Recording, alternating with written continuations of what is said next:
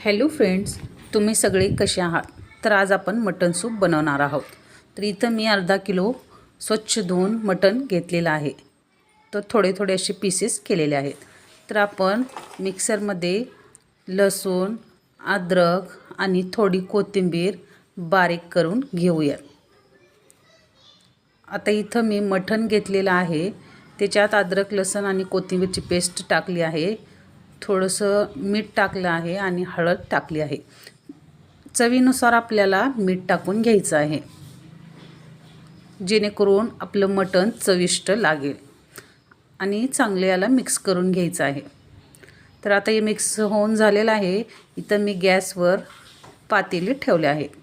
थोडंसं तेल त्याच्यात आपल्याला ॲड करायचं आहे आणि बारीक चिरलेला कांदा त्याच्यात भाजून घ्यायचा आहे. चांगलं परतून झाल्यानंतर त्याच्यात आपल्याला मटण ॲड करायचं आहे.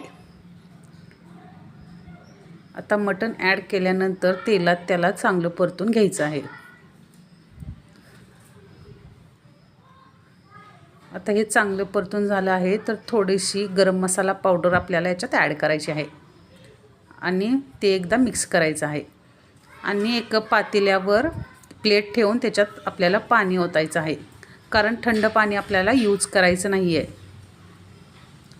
आता हे स्वतःचं पाणी सुटलेलं आहे मटणाला. आता थोडंसं त्याच्यात गरम पाणी आपल्याला ॲड करायचं आहे. तर हे बघा फ्रेंड्स, आपल्या मटण सूप आपला एकदम सोप्या पद्धतीने तयार झालेला आहे. तर फ्रेंड्स, असाही मटण सूप आपण एकदा बनवून खाल तर सारखंच बनवाल. आणि थोडासा कोथिंबीर ह्याच्यात टाकलेली आहे. तर फ्रेंड्स बघा, या पद्धतीने मटण सूप पावसाच्या दिवसात खायला खूप चविष्ट लागते. तर नक्कीच तुम्ही बनवाल अशी माझी अपेक्षा आहे. तर हे बघा, या पद्धतीने आपलं मटण सूप तयार झालेलं आहे.